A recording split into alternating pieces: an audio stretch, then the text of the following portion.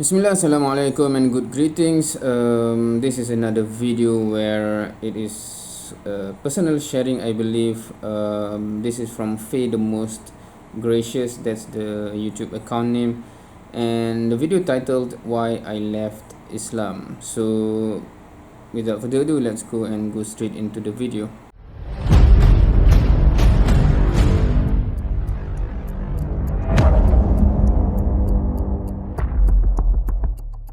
Moment of truth is here, I suppose. If I'm pausing a lot in this video, it's because it's a very difficult video to make, because I have tried to plan this out as best as I can. I've tried to weigh the possibilities of doing like a really, really long video as opposed to doing a very, very small video. And I've decided on doing a small video, so I hope that this is a short video. As you all might know, I cannot shut up sometimes, so I apologize if I run over time. But I do intend to make this a short video. And from the beginning, since I released my first video, which is about 50 minutes long, I have tried to make this as concise as possible, and I intend for it to be that way. If you would like to listen to a long story of my journey with Islam, please do check out my podcast with Outford Podcast. I'm currently a co-host there, but my first interview was when Cole just interviewed me. But I intend, like I said, I intend for this to be a short video. So many people have speculated on why I left Islam. Many people have made their assumptions and have tried to debunk me on the assumptions that they have made. First of all, it's unfair to do that because you don't know who I am and you don't get to judge me for something you clearly don't understand and don't know. Second of all, I have a very legitimate reason for leaving Islam, but why should anyone need a reason to leave religion? People leave religion all the time from other communities, from Christianity, from Hinduism, from, all these different things. And for some reason, when you're a Muslim and you leave, you have to have some super philosophical, super good reason for leaving. And people have speculated that I've left because my family was abusive and I blame Islam for that. People have speculated that I left because I didn't fully understand the religion. People left because I wasn't a Muslim in the first place. And people have said that I'm a fake ex-Muslim and I'm actually a Muslim who just wants attention. First of all, Islam is pretty strict on the fact that if you pretend to be a kafir, even in a joking manner, you have already left Islam. You have completely gone outside the fold, because Islam is not something you can joke about in Islam.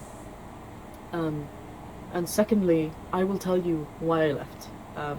I do come from an abusive background. My family was very abusive to me in a physical and emotional way, but I have never truly left, stopped believing because of that. My family, my father, for example, has been abusive my whole life. I have still religiously believed in Islam up until 2017, even despite that. So it is not a reason for my leaving. I left Islam after I had left my father's home, but I was still a believer about 2 years afterwards. I left in 2015 from my father's home, and I left Islam in 2017. So it definitely wasn't the abuse and how the abuse affected me that made me leave. It wasn't that, because I was still a believer. I still prayed 5 times a day, I still fasted, I still believed in a God who sent down a final messenger who gave us this message. Yeah, so that wasn't the reason, for those of you who keep saying that. I am not a super sciencey person. I don't trophy science, so it wasn't because of the scientific inconsistencies that do exist in the Quran. That's not the reason for why I left. The reason I truly left, was because qadar, or predestination, is in Islam. It is understood that God knows everything you're going to do from the day you were born to the day you die. God knows everything, but you still have a free choice. So that never made sense to me. It still continues to not make sense to me. I have watched many lectures on it. I have had people try to explain it to me, and I don't understand it. Because if God knows that I, for example, am going to hell, then why would he make me? What kind of cruel, sick bastard makes something and then knows where they're going to go, how they're going to be, knows every single flaw and facilitates that flaw, and then punishes his creation for that flaw? What kind of sick bastard does that? And, throughout my Muslimness, throughout my Islamness, throughout being a Muslim, we have always been told that God is merciful. A merciful God does not create evil, and Allah did that, according to Islam. Allah created a jinn called Iblis knew that he was going to be the end of human innocence, and he still created it. And he has damned that creation, whom he created and knew was going to do that, to hell. And for some reason, that is Iblis's fault, not the one who made Iblis with that flaw, who knowingly knew that that was going to happen. And from that, from Qadr breaking down in my mind, from me not accepting it as a pillar of faith, which it is in Islam, from Sunni Islam, Qadr is one of the 6 pillars of faith. You have to believe in it. From me breaking from that and refusing to believe, it broke down into an idea of God that was no longer all-loving and all-forgiving. He is not an all-loving, all-forgiving God. He is a God who wants slaves, but for some reason decided not to create slaves. He decided to create free-thinking creatures who chose to be slaves, who chose to live in their Stockholm syndrome or burn in the hereafter forever. So it went from there. It went from Qadr to a concept of God to the hereafter.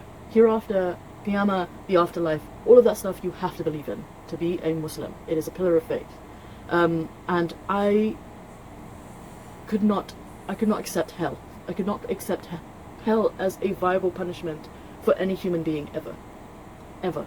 Hitler does not deserve hell.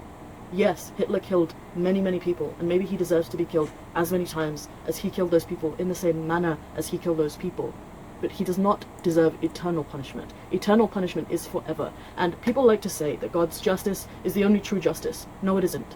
Because God's morality is all based around worshipping him. Nobody does anything good except if it's in the hope that God will accept it. If your morality dictated that you find a baby and you kill it so it pleases God, it would be good in your eyes. If that was your morality, if that was written in your book, you would do it. Because you would consider it good. Because God would be pleased with you. When you ask for forgiveness, it's not because you did something bad, it was because it displeased the Big Daddy in the sky. And I hate that. I hate that form of morality that is completely based around pleasing something higher than you. Because nothing matters to you except that thing. And that was my whole life revolved around Islam. My fear of death and my fear of being burned in the hereafter, and my true fear of displeasing someone who quote-unquote cared and loved me when he created all these people who the majority of them are going to burn. And he knew they were going to burn, and he still made them. That is my reason for leaving. Because we, as human beings, cannot stand oppression from other human beings, but for some reason, for some God-forsaken reason, we accept oppression from a deity that, honestly, we should probably be fighting against if he does exist. We should probably be finding a way to destroy if he does exist. I cannot accept a God that creates something just to watch it burn forever. Because God sees everything as well. Right? I'm assuming she left Islam and she left religion altogether because the very concept of God, I'm not sure if there's a religion where there's no punishment. Is there any religion with no punishment? Because it might be of a different form of punishment, but I think in Christianity, in Judaism, in Islam, in what else? There's a form of punishment, right? So because some of the thing that she mentioned about no one deserves to be punished eternally, etc., etc. So I'm thinking whether she do not have any religion altogether, unless she found some religion that is ultimately different in that sense. In terms of Qadr, that is interesting. Because the judgment put on God is just because even though it's your choice, even though it's my choice to do what I want to do and be rewarded or punished based on my own choice, but because God knows what I'm gonna choose, so the morality that she put on God is that if God is good, he will prevent from creating someone who will destroy themselves, essentially, right? That is interesting to say the least, but it doesn't negate that, because how do we go to put a certain morality to our creator, right? um, um, because no the I haven't made the video where what is the chronology of understanding and what do you call it, faith, or for the thing that I believe in, that build one upon another until yes, Islam is the truth in my own conclusion, right? So if, because normally we start with the inevitable, meaning that you will have to come to the conclusion that God is there. This whole thing, logically, rationally, it is created. There's a creator, number one. So I'm not sure whether she accept that. If she accept that, and then, because the way she mentioned is like that's possible. If it exists, we should fight against it, etc., right? But if we accept that there is a creator, but then we opposes the creator's morality because we do not agree with it, that is a quite an interesting point of view. I made this analogy in the Outfold podcast, which you should listen to 100%, but it is the equivalent. It is the equivalent of a mother giving birth to a child and then roasting that child until it died forever.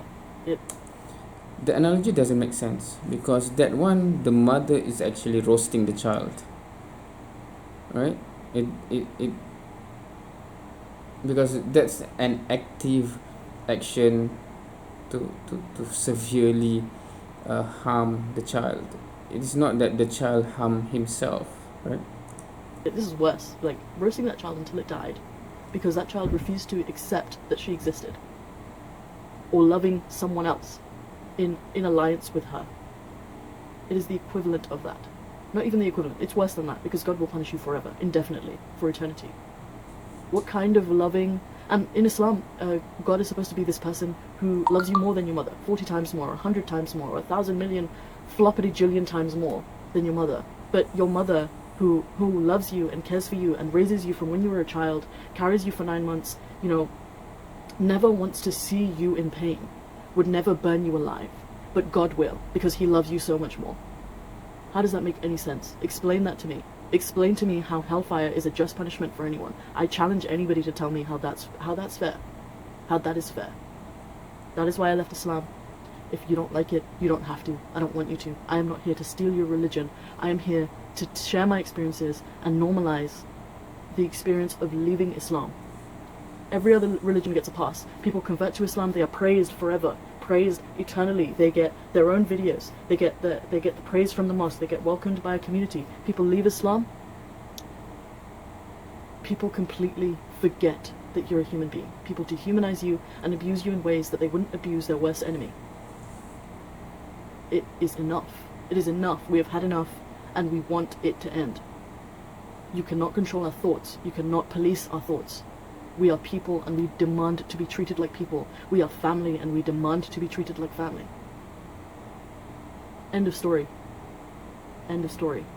Goodbye, and I know I have over 100 questions from you from Twitter. Thank you, Ali Dawa, for getting me to reach over 1,000 followers on Twitter.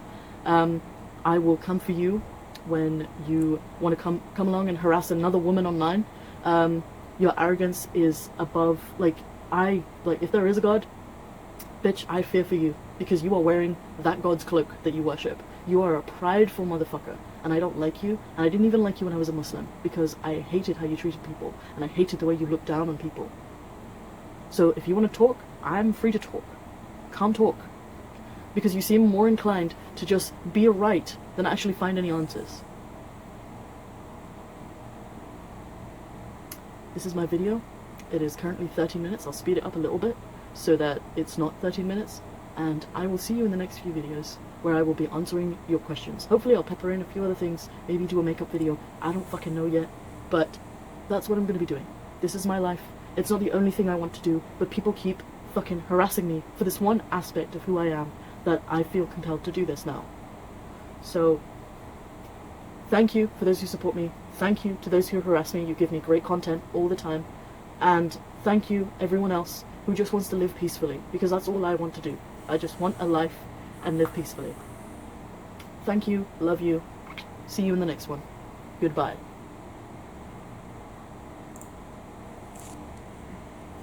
Okay, that is an interesting one, because it seems like there's a valid discussion that need to be happening to reconcile what she raised, right? It's this is the first video that is unlike any previous video where people left Islam because of misunderstanding, ignorance, etc. Meaning they I don't even know what to discuss. But here, because she brings up a concept and she started with the qadar of Allah subhanahu wa ta'ala. And I do understand the concept about qadar is quite it's not complex. It can be confusing if you do not frame it properly in terms of how we want to discuss it, right? Because certain way of discussing it, you already put a certain notion that now you want to judge the creator, for example, right? Or you want to put what you think as morally right or just or whatever to the creator, something like that, which affect the discussion direction without you realizing it, right? So yeah, so what should I comment? I think the background of this video is quite also something that should be really looked into, in the sense that how we treat others, right? And it implied that she is being harassed, etc., etc., right? So as a Muslim, it's heartbreaking to see someone left. Meaning, if you know, if I think this will be universal, it should be universal, right? In the sense that especially for those who are of any particular religion, and you believe that it's the truth, and then the truth will give you peace or eternal greatness or eternal reward or whatever it is, and prevent you from going to the other side, right? And then if you believe that is the thing, that's the fact, and then seeing someone left that behind, it should be heartbreaking, right? So that should be common. I think that's not a problem. But what you deal, or how you deal with those people, that's the problem that I think, unfortunately, many things that is happening is from the perspective of Islam, it's not Islamic to begin with, right? If you're really heartbroken for someone who left, you want them to come back as good as you can, right? But if you're dealing with them in a way that push them further away, what are you doing in the first place, and what are you feeling in the first place, right? So that's a longer discussion that I hope to do some video focusing on those feelings, those aspects, and my perspective on those things. Hopefully soon I will be focusing on that. But yeah, this is quite an interesting one, I do have to admit. And yeah, I do not want to prolong the video too long. This is how many minutes already? 18 minutes based on this. So yeah, we'll stop here. Any of your any thoughts you want to share, and after listening to that, much appreciated. Thank you for watching. I'm already too sleepy to continue on, I think. Thank you for watching. See you next time.